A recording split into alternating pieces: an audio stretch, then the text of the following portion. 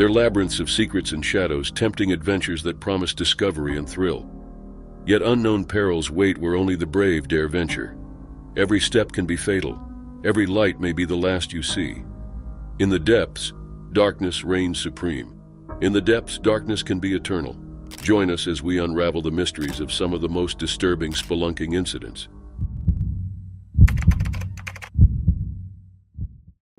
Fear not, I am with thee. O be not dismayed, for I am thy God and will still give thee aid. As 23-year-old Josh Jones and his brother John sang these words, the man knew faith was the only thing holding them sane. The cave's walls seemed to tighten their grip around John's body. They could only hope and pray. It was a crisp autumn evening on November 24, 2009, when 26-year-old John Edward Jones, together with his brother Josh and a group of friends, set out to explore Nutty Putty Cave, located west of Utah Lake. Nutty Putty was discovered in 1960. The hydrothermal cave got its name from the clay found in many of its chutes and narrow tunnels. For John Jones and his brother, November 24th was their first time exploring the famous cave. The two of them had spent much of their childhood spelunking, but it's been years since John, the older brother, had set foot in a cave. He was now a medical student with a young family to care for. His daughter Lizzie was only 1 year old, and his wife Emily was pregnant with the couple's second child. Still, when his brother Josh suggested one more adventure in the belly of a cave, John accepted.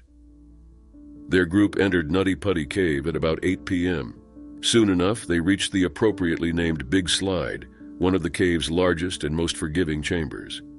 But that wasn't enough to quench their thirst for adventure. As such, John and Josh, together with two of their friends, set off to find a bigger challenge, the so-called birth canal, a narrow passageway guaranteed to make their hearts pump. They didn't know the exact location of the passage, so they split up to look for it. John went first, picking a waist-high hole to explore. At 6 feet and 200 pounds, John was a sturdy man. But he was also a man on a mission. He went in head first, using his entire body to navigate the narrow passage. The man made his way forward using his hips, his stomach, and even his fingers. Unbeknownst to him, John wasn't in the birth canal. At some point, he had entered a wrong passage, sealing his fate. The man soon saw a fissure that looked promising.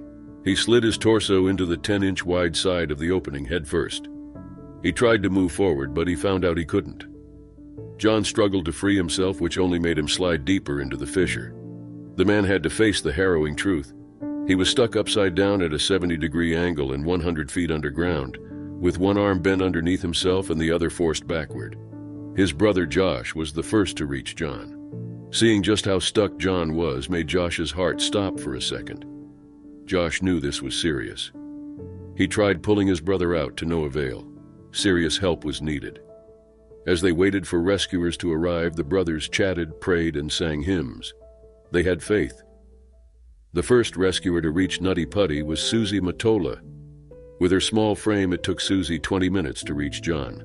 By then, he'd been stuck for 3 hours.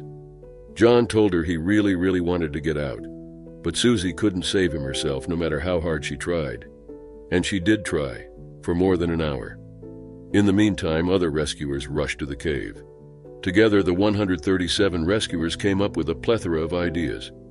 They considered using vegetable oil or even explosives, but these ideas were dismissed. Drills and chisels worked through the day, but the process was too slow. Finally, the team seemed to strike gold with a pulley system. But when John's feet hit the tunnel ceiling, the man screamed in agony. The rescuers realized they couldn't bend John's body backward, not without breaking his legs. 27 hours. That's how long John Jones was stuck before his body succumbed to the extreme pressure it endured. John's family, friends, and attempted rescuers were devastated. Even more, John couldn't be retrieved, even in death.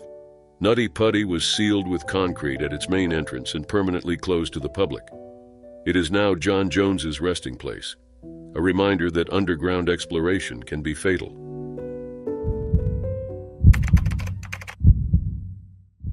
Even as a small child, Floyd Collins spent hours and hours exploring Kentucky's caves and selling tourist rocks and other treasures he'd found hidden underground. His family lived 4 miles from Mammoth Cave, a system of caverns which attracted folks from all around the world. As an adult, 37-year-old Collins was somewhat of a local legend among Kentuckians. He was an adventurer, an explorer, an amateur geologist, and a curious character who taught himself how to play hymns on stalactites like a xylophone. But Collins was also poor, and he dreamt of finding and owning a cave that would attract so many tourists that his family would finally make ends meet. It was January 30th, 1925, and Floyd Collins was hard at work, clearing gravel, sandstone, and limestone from what he thought was a new entrance into Mammoth Cave, one that could possibly make him rich. All around Kentucky, spelunkers and property owners competed to exploit the caves for profit. Collins was different. Sure, he needed the money, but he also loved caves with all his heart. On that warm winter morning, Collins made his way into the cave following his usual choreography. Armed with nothing but a rope and a kerosene lamp, the man would drop to all fours. He would army crawl and squeeze himself through narrow passageways. He would lower himself down and wiggle his body through more squeezes. Today was no different, or so Collins thought. But once he eased down through a narrow, rocky enclosure, his lantern began to die. Collins decided it was time to turn back. He was making his way back into the squeeze when darkness engulfed him. Undeterred, Collins lunged forward. But Collins's cave wasn't like most caves in Kentucky, made entirely of limestone. Instead, the cave was a mixture of sandstone, limestone, and mud. This meant the terrain was volatile, and any wrong move could lead to disaster. As Collins moved, he dislodged a large rock which trapped his leg. Then a torrent of gravel tumbled around his legs and waist. Collins' left arm was pinned under his torso, and his right was painfully trapped by the rock ceiling above. Floyd Collins was stuck. The man couldn't do much but scream and sleep. He wondered whether anyone was looking for him. Most likely not. He'd been gone for more than a day before. This time around, it took only 25 hours for him to be found by a local teenager, who quickly alerted others in town of Floyd's predicament. As time passed, locals and tourists alike gathered at the entrance of what they now called Sand Cave, the place of Collins's entrapment. In true Roaring Twenties fashion, the place swarmed with all kinds of people. Some genuinely wanted to help. Others were only morbidly curious. Some came from entertainment, while others worked tirelessly to rescue Floyd Collins. A young reporter, William Skeets Burke Miller, came to do his job, but quickly joined the rescue efforts. As hours turned into days, numerous people tried their best to pull Floyd Collins free. But the task was difficult, and it was both relieving and frustrating that they could reach Collins and give him food, coffee, whiskey, and blankets to keep warm. None worked harder than Floyd's brother, Homer Collins, Skeets Miller, the young reporter, or Johnny Gerald, Collins' childhood friend. Time and time again, the men failed. Meanwhile, thanks to Miller's reporting of Collins' resilience and humanity, America was fully invested in the story. The site of the accident now teemed with reporters from all around. The rescue attempts were even covered on radio, a then extremely new medium. Rescuers were hopeful, but then on February 4th, part of the cave collapsed. Floyd Collins was now entirely cut off from the rest of the world. The situation was dire. A new plan was created. Rescuers began drilling a shaft through the ground directly to Collins' side, but the work was tediously slow.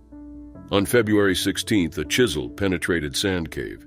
The gap it made wasn't enough to rescue Floyd Collins, but it helped rescuers see plainly what they feared most. Collins was dead. His body was recovered 2 months later, a testament to the dangers of cave exploration. They were young, adventurous, and free to explore the cave, one of the deepest in the United States. How could they have figured out that as they made their way deeper and deeper underground, tragedy lurked, waiting for the perfect moment to strike? On February 12, 2011, 18-year-old Michael Wayne Peary and 20-year-old Grant Lockenbach were on a weekend-long trip along with 8 of their friends, exploring Crockford Pigeon Mountain Wildlife Management Area in Lafayette, Georgia. This state-owned wildlife management area is popular with locals and tourists alike, known for hunting, caving, rock climbing, and hiking. On that particular Saturday, the group, consisting of 5 girls and 5 guys, decided to explore Ellison's Cave. Located in the Appalachian Plateaus of northwest Georgia, Ellison's is a pit cave, meaning that the entrance is made through a vertical drop that must be navigated using ropes. Being over 12 miles long and extending some 1,063 feet, Ellison's is the 12th deepest cave in the United States. Despite being one of the most popular caves in Georgia, cavers are always strongly advised to inform park rangers of their intention to explore the cave and their expected return time, indicating that the place can become very dangerous very quickly. And as Michael Peary and Grant Lockenbach were about to find out on that fateful February 12th, sometimes help can't come fast enough. It only took one simple misstep for their adventure to take an ugly turn. At some point during their journey into the depths of Ellison's cave, a small incident disrupted the group's descent. A backpack fell to the bottom of a 125-foot deep pit. This particular pit was located 1,000 feet inside the cave. For one reason or another, the backpack was deemed important, too important to be abandoned and forgotten in the darkness of the pit. It held some personal items as well as some gear. Valiantly, Grant Lockenbach decided to make the descent and retrieve the backpack. He slowly but surely lowered himself by rope. He was still within earshot when the rest of the group heard it, a desperate plea for help piercing the cavernous pit. Some of the group left as soon as they heard Lockenbach shout. They hurried to alert rescue personnel. Others remained, trying to keep their friend calm. They couldn't see him, but they could hear him, despite his words being a bit muffled by the noise of a nearby waterfall. Michael Peary wasn't one to sit around and wait while a friend was in need of help. As Lockenbach's screams continued, 18-year-old Peary of Oviedo donned a harness. He was a more experienced climber. He believed he could rescue Lockenbach. Peary started his descent. As he got closer to his friend, though, it became clear that this wasn't going to be an easy rescue. Soon enough, Peary himself began shouting for help, as trapped as Lockenbach. The two men got tangled in their ropes, thus getting stuck in the ice-cold waters of the waterfall. To make matters worse, none of them were dressed appropriately for cave exploration. They were both wearing t-shirts and shorts. The two young men continued talking to the rest of the group. But as more time passed, Lockenbach went silent. After a while, Peary stopped responding too. It took rescuers 45 minutes to arrive at the scene. By then, nothing more could be done. Both Peary and Lockenbach were dead, most likely from harness hand syndrome and hypothermia caused by the cold water and their lack of proper attire. Both students were deeply mourned by the University of Florida community, which had always held them in high regard. They were remembered for their adventurous spirits and kind hearts. Michael Peary was posthumously honored for his heroism. The Carnegie Hero Fund Commission awarded him the Carnegie Medal, which is given to individuals who risk their lives to save others. It was pitch black inside the cave, and the sound of furious water roared in her ears. As Helena Carroll shivered on the ledge, she knew this was a far cry from her dream vacation. It was a nightmare. Yet she didn't miss the monkey spotting, the tropical beaches, or the crystal clear waters of southern Thailand. No, what she missed most was the sound of John's voice. But he was nowhere near her, nowhere to be found. It was October 13th, 2007. 21-year-old Helena Carroll and 24-year-old John Cullen were on vacation. The couple had decided a while ago that, instead of putting down money for a house, they wanted to go on a once-in-a-lifetime trip. They'd chosen Thailand as a destination, and now there they were, eager to explore more of the beautiful country. That Saturday had started out very promisingly. The couple joined a group of 7 other people, and together they set out to Khao Sok National Park in southern Thailand. Aside from Helena and John, the group included 2 tour guides, a Swiss couple and their 2 teenage daughters, and a 10-year-old German boy whose mother couldn't join the trip because she was ill. The excursion began with a boat trip on Chu Lan Lake. Then the group trekked through the forest, enjoying the park's lush nature. Eventually, they reached their destination for the day, a cave. The 2 tour guides handed out torches. Inside the cave, it was pitch black, making any light source a godsend. As they ventured further, the tourists marveled at the sight of spiders and bats. The cave was eerily beautiful, an untouched place where such creatures dwelled undisturbed. It all happened so fast, Helena Carroll could hardly believe her eyes. She might have acted too slowly to save herself if it weren't for her beloved John. First came the sound, whooshing, powerful, terrifying. Then she saw it, a great rush of water coming toward them with mighty fury and force. John and Helena started climbing, narrowly avoiding the flood. The others weren't so lucky. One by one, the tour guides, the 10-year-old boy, and the Swiss family of 4 were dragged away by the current. But there was no time to turn. Helena and John had to climb farther up. As they did so, the woman slipped down. But John wasn't about to let her die. Instead, he took a hold of her and pulled her up. They climbed higher until they found a ledge, a safe haven. They couldn't see anything at all. And they had different versions of what they were supposed to do. Helena thought they had to stay put and wait for help to come. But John thought they were in danger. He thought getting into the current and flowing with it was the way out. John told Helena to wait there and went into the water. It was the last time Helena ever saw him. Hours passed. Helena Carroll clung to the ledge. Each passing minute made the cold colder. She lost track of time. She wished John was there. John never came. 16 hours after Helena first climbed the craggy walls of the cave, the bright beam of a torchlight pierced the darkness. Weakened but still alive, Helena cried out to the rescuers. When she emerged from the cave, the woman was told many people had died. But nobody told her the truth until later. Everyone was dead. Everyone but her.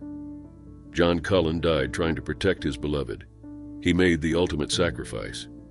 And though his courage is undeniable, authorities declared the group shouldn't have been in the park in the first place, as Cahusac National Park is closed during the rainy season. It only takes one unfortunate moment for a life to change forever. Human beings are fragile. A wrong step, a poor choice, or, in Cecilio Lopez Torchero's case, a snapped harness can pose significant threats to our physical integrity. Sometimes only luck, and perhaps a lot of good friends, can save us. It all started on September 18, 2014, while 44-year-old Cecilio Lopez Torchero was doing what he loved most, exploring a beautiful cave, one that promised many secrets. Unlike many other cave enthusiasts, the Spaniard was no amateur. He was a veteran professional caver, a real connoisseur who had traveled the world in search of the most spectacular caves. It was in the Chachapoyas region, 400 miles northeast of Lima, Peru, where the explorer returned time and again. He had first started exploring the caves in this remote corner of the Peruvian Andes back in 2003. Like many others, Lopez was charmed by the history of the region, which was famous for its cliffside mummies of the Chachapoyas. More than experienced, Lopez was the one people came to for advice. Over the years, he had trained cavers in Peru and Spain, including the Spanish military. The man was more than passionate, he was experienced. But not even experience can prevent the worst from happening. On that particular Thursday, Cecilio Lopez set out to explore Intimache Cave in Peru. He was alone and as fearless as ever. Armed with ropes and a harness, Lopez started expertly rappelling down a 200-foot shaft. He was nearing the end of the rappel when his luck changed. The caver's harness snapped, and Lopez was all alone. He plummeted 16 feet below. Pain exploded behind Lopez's eyes as soon as he hit the cave floor. To make matters worse, the shooting pain in his back prevented the man from moving. As he lay there, Lopez realized he was helpless. He was at the cave's mercy, and this wasn't a particularly kind place. With humidity in the cave reaching 100% and temperatures that could drop as low as 10 degrees Celsius, Lopez knew his chances of survival were slim. Even more, the man knew that rescue efforts would be hindered by the cave's layout. The shaft lay at the end of a long underground river, and the cavern itself had narrow stretches. To top it off, the huge altitudes of the Peruvian Andes also posed an obstacle. But unbeknownst to Lopez, help was on the way. News of his ordeal spread all along the globe. More than 40 people who knew him or had heard of his adventures flew into the region. A total of 107 people worked tirelessly to save the caver. The first thing the rescue team did once they reached Lopez was to build a tent using emergency blankets. This way, the man was protected from dripping water which could possibly make him sick.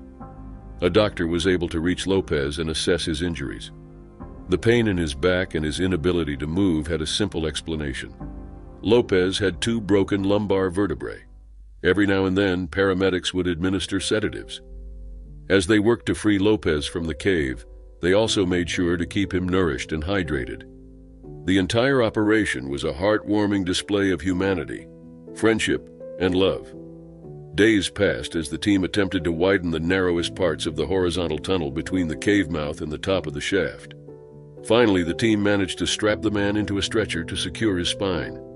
Finally, on September 30th, 2014, Cecilio Lopez Tercero was brought all the way to the cave mouth and rescued. He had spent 12 days inside the cave.